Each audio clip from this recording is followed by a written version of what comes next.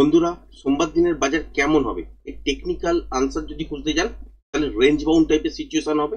উপরের দিকে জায়গা আছে 26,207 পর্যন্ত নিতে, এই জায়গাটা পর্যন্ত উপরের দিকের জন্য যেতে পারে, তারপর তলার দিকের জন্য টেকনিক্যালি কিন্তু ব্যাক করবে। এবার উপরের দিকে যদি যায় সেক্ষেত্রে যদি দেখেন যে এই সব জায়গা থেকে খুলে গেছে তাহলে স্ক্যাল্পিং এর ছোটখাটো অপশন থাকতেই পারে, বা উপরের দিকে যদি গ্যাপ আপে খুলে আর এই রেঞ্জটাকে না ব্রেক করে লুপ তৈরি করে তাহলে এখান থেকে তলার দিকের জন্য মুভ করে।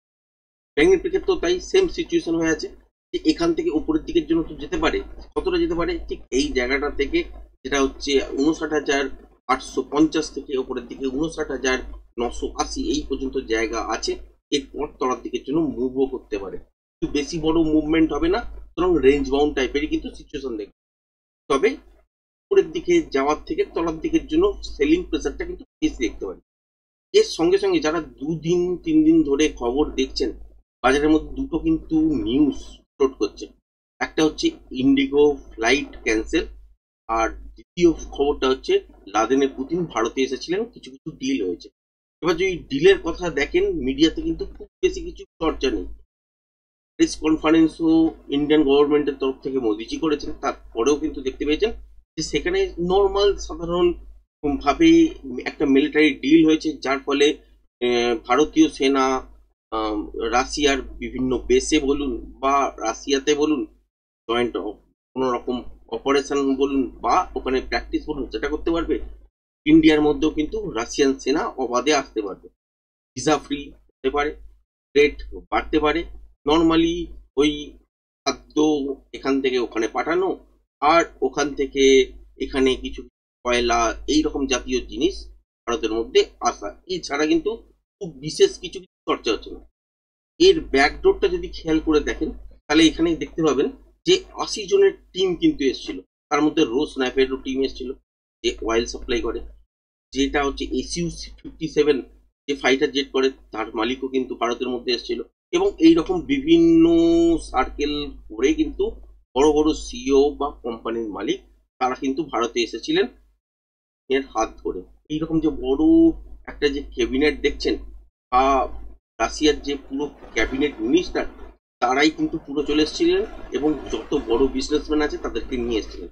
কিছু তো কিছু ব্যাকডোরে ডিল হয়েছে, সেই ডিলটা অনেক বড় সড়ো, এবং যেগুলো নিয়ে হয়তো চর্চা চলছিল সেগুলো হয়েছে, কিন্তু প্রকাশ্যে এই মুহূর্তে আসেনি। যখন দরকার পড়বে সেই সময় কিন্তু ফ্লোট হবে খবরগুলো, আর সেই অনুযায়ী রিয়াকশন আপনারা দেখবেন। এখানে যদি দেখেন যে এখনই যদি অ্যানাউন্সমেন্ট হয়ে যেত তাহলে কি কি প্রবলেম থাকতো। আমেরিকার ওপর কিন্তু একটা প্রভাব পড়তো আমেরিকার। কিরকম প্রভাব? কারণ নেগেটিভ বয়ান বলুন বা ট্যারিফ স্যাংশন বলুন, এইরকম জিনিসগুলো কিন্তু বাজারের মধ্যে আরো বিশেষ কিছু করে নেগেটিভ ইম্প্যাক্ট ফেলতো। তার ফলে কি হতো যে বাজার কিন্তু ক্রমাগত আমেরিকান প্রেসারে বা এফআইআই তে সেলিং এর পজিশন তৈরি করার জন্য তলার দিকের জন্যই মুখ করতো, না চাইতেও। বা কোনো একটা একটা কোম্পানিকে ধরে ধরে যদি টার্গেট করতো, যেমন ধরুন আগের বারে টার্গেট করেছিল আদানিকে, এবারে যদি রিলায়েন্সকে টার্গেট করতো তাহলে কিন্তু মার্কেটের মধ্যেও কিন্তু বেশ কিছুটা হালচাল দেখা যেত। তো সেই খবরগুলোকে অ্যাভয়েড করে, বাইপাস করে, এবং বিভিন্ন এর পরে দেখবেন যে ইউএস সঙ্গেও কিন্তু ট্রেড ডিল আছে, এবং ভারতের জিডিপি গ্রোথ রেট 8.2%, এটা কিন্তু অস্বাভাবিক, হিসাব মতন কেউ কল্পনাই করতে পারেননি। বা আইএমএফ যেটা ডেটা দিয়েছিল ট্রাম্পের ট্যারিফের পর থেকে, যে 6.3% থেকে বেড়ে 6.5 ম্যাক্স টু ম্যাক্স হতে পারে, সেখানে দেখা গেছে কিন্তু 8.2%। তো ম্যাসিভ গ্রোথ ছিল। এবং যেটা দিওয়ালির আগের ডেটা, দিওয়ালিতে জিএসটি কমের জন্য বাম্পার সেলিং হচ্ছে, সেটা পরের কোয়ার্টারে তো রিফ্লেক্ট হবে, এর ফলে বাজার কিন্তু উঠবে।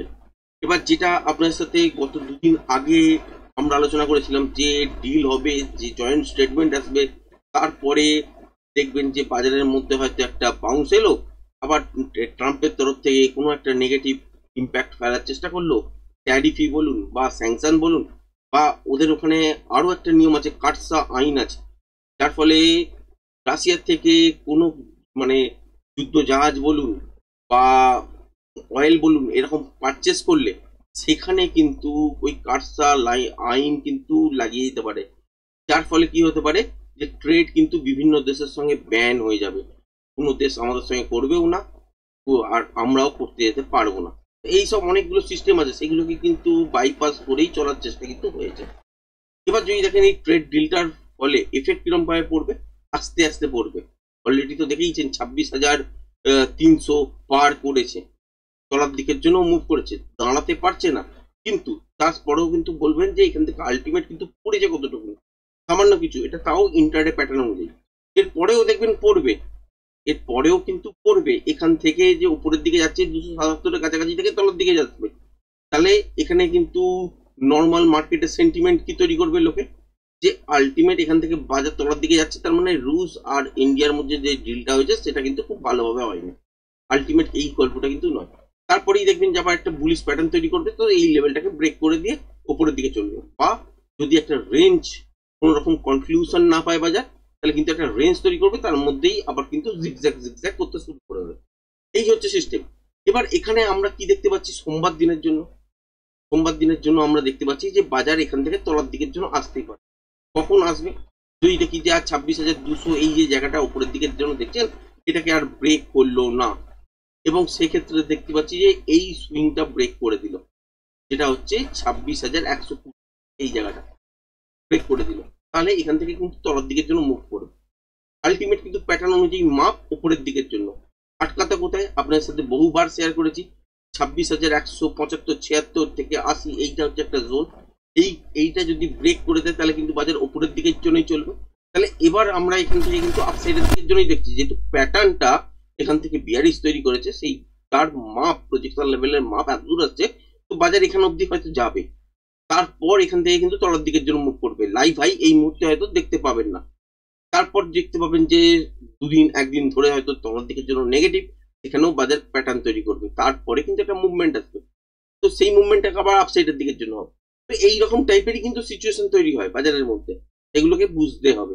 তার মানে কালকের দিনের জন্য, কালকে মিনস হচ্ছে সোমবার দিনের জন্য কি করতে পারে বাজার, যদি ফ্ল্যাট খুললো, তলার দিকে গ্যাপ ডাউন খুললো, ভয় পাওয়ার কিছু নেই, 26,122 যদি ব্রেক না করে, যদি এইসব জায়গায় গ্যাপ ডাউনও খুললো বা ফ্ল্যাট খুলে উপরের দিকের জন্য চলতে শুরু করলো, তাহলে এই লেভেলটাকে ব্রেক করার পর এখান থেকে বাইং সেট তৈরি করা যায় 70-77 পয়েন্টের জন্য, যেটা হচ্ছে 26,200। এই লেভেলটা ব্রেক করার পরই কিন্তু বাজার এখানে রিটেস্ট করার পর উপরের দিকের জন্য মুভ করবে। ঠিক এই লেভেলটা কাছাকাছি এসে সতর্ক হয়ে যেতে হবে। এখানে এসে দেখবো যে ইন্টারডে বেসিসে কোন রকম প্যাটার্ন তৈরি হচ্ছে কিনা, যেটা উপরের দিকের জন্য মুভ দিতে পারে, সেই প্যাটার্ন খেয়াল রাখতে হবে, যেটা বুলিশ প্যাটার্নই তৈরি হবে, তবেই কিন্তু আলটিমেট আপসাইডের দিকের জন্য মুভমেন্ট দেখবো। আর এখানেই তৈরি হতে হবে, তবেই কিন্তু বাদ বাকি এক্সটেনশনে আমরা পাবো, কারণ এটা আওয়ারলি চার্ট প্যাটার্ন অনুযায়ী এই মুভটা কিন্তু আমরা এতদূর পর্যন্ত দেখছি।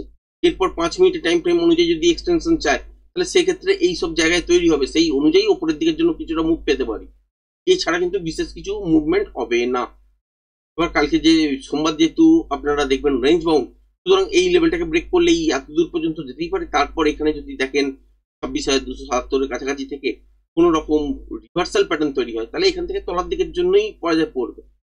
কন্টিনিউশন প্যাটার্ন যদি ইন্টারডেতে 5 মিনিটের টাইম ফ্রেম অনুযায়ী এখানে তৈরি হয় কন্টিনিউশন প্যাটার্ন, তাহলে এখান থেকে অফসাইডের দিকের জন্য মুভমেন্ট পাবেন কিছুটা, তাও কিন্তু খুব ভালো পাবেন না।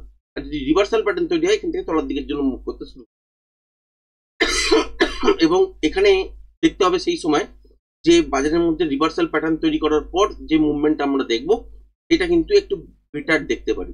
তখন খেয়াল রাখবেন এটাই, যে 26,200 ওপরে যদি গ্যাপ আপও কোনো কারণে খুলে যায়, তারপরে কিন্তু ওপরের দিকের জন্য কিছুটা মুভ করতে পারে, তারপর এখান থেকে কিন্তু তলার দিকের জন্য মুভমেন্ট আসতে পারে, এবং লাগাতার এই মুভমেন্টটা একদিন দুদিন কিন্তু শাসন করতে পারে তলার দিকের জন্য। ব্যাংক নিফটির ক্ষেত্রে যদি দেখেন, তাহলে সেক্ষেত্রে আমরা কি দেখতে পাচ্ছি, যে এখানেও প্যাটার্ন তৈরি হয়েছে, ওপরের দিকে যাবার জায়গা হচ্ছে এইখান থেকে এতটা, এটা একটা জোন, আমি ড্র করেই দিচ্ছি। এই জোনটার মধ্যে বা এই জোনটার টপের জায়গা বা এই জোনটার এই তলার দিকটা পর্যন্ত আসতেই পারে, এখান থেকে এবার তলার দিকের জন্য বাজার করতে পারে। যেহেতু রেঞ্জ বাউন্ড বাজার থাকবে, সুতরাং ট্রিকি নয়েজ তো থাকবেই, তার সঙ্গে সঙ্গে কি হবে, যে তলার দিকের জন্য যখন পড়বে, খুব ভালো মুভমেন্ট না হলেও তবে সেল সেটআপের জন্য ছোটখাটো স্ক্যাল্পিং কিন্তু বার করে নেওয়া যেতে পারে। কত দূর পর্যন্ত আসবে, নর্মালি এখানে রিভার্সাল প্যাটার্ন তৈরি হলে ইন্টারডে বেসিসে 5 মিনিট অনুযায়ী তবেই কিন্তু তলার দিকের জন্য মুভমেন্ট করবে। যতক্ষণ না তৈরি হচ্ছে ততক্ষণ পর্যন্ত মাপ আপনারা এখান থেকে পাবেন না। মোটামুটি সুইং লো গুলোকে খেয়াল রাখতে পারেন, এখানে একটা সুইং লো আছে, এটা হচ্ছে 59,590, তার তলায় আছে 59,500, তার তলায় আছে 59,350। তো এইগুলো খেয়াল রাখতে পারেন। এটাকেও যদি ব্রেক করে যায় তার তলায় হচ্ছে 59,130। এইসব জায়গা পর্যন্ত লেভেল টু লেভেল আসবে, কিন্তু তার আগে ইন্টারডেতে ফ্রেশ প্রাইস অ্যাকশন তৈরি হবে। যদি রিভার্সাল প্যাটার্ন এই জোনটার মধ্যে দেখতে পাই বা নিফটির ক্ষেত্রে যদি এইসব জায়গায় দেখতে পাই, তখন আমরা কিন্তু প্রজেকশন লেভেলের মাপ পাবো। প্যাটার্নটাকে ফার্স্ট আইডেন্টিফাই করতে হবে। আইডেন্টিফাই করার পর আপনাকে দেখতে হবে যে প্রজেকশন লেভেল ড্র করতে হবে। ড্র করার পরই আপনি বুঝতে পারবেন যে পিআরজেড লেভেল অ্যাকচুয়ালি কোথায় আসছে, সেইটাই কিন্তু অ্যাকচুয়ালি টার্গেট। এইরকম ভাবেই কিন্তু এগিয়ে যেতে হবে। যারা যারা টেকনিক্যাল শিখতে ইচ্ছুক আছেন তারা জয়েন করতে পারেন অ্যাডভান্স লেভেলের টেকনিক্যাল কোর্স। লাইভ প্রুফ দিয়ে কিন্তু শেখানো হয়। এইরকম নয় যে আপনাকে এমন কিছু শেখানো হলো যেটা আপনি পরবর্তীকালে মেলাতে পারছেন না। যেটা যেটা শেখানো হবে সেটা কিন্তু এভরিডে আপনাদেরকে কিন্তু লাইভ মার্কেটের মধ্যে মিলিয়ে দেখিয়ে দেওয়া হয় যে এইটার পর এটাই কিন্তু হয়। তো এরকম ভাবে যদি শিখতে চান তাহলে কিন্তু জয়েন করতে পারেন। কোর্স ফি এর ওপর 30% অফ চলছে।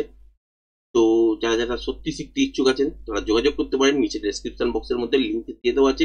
লিঙ্কে ক্লিক করে জয়েন করে যাওয়ার পর গ্রুপের ভেতরেই কিন্তু বাদ বাকি ডিটেলস আপনারা পেয়ে যাবেন। সেই ডিটেলসটা ফলো করলে কিন্তু গ্রুপের মধ্যে জয়েন করতে পারবেন। এবং আগামী 10 তারিখ থেকে আশা করছি করবো। কয়েকজন বলছেন যে আরো ডেটটা একটুখানি পেছান, যদি পেছাতে লাগে তাহলে আমি পেছিয়ে দেবো, সেটাও আপনাদের সামনে অ্যানাউন্সমেন্ট করে দেবো।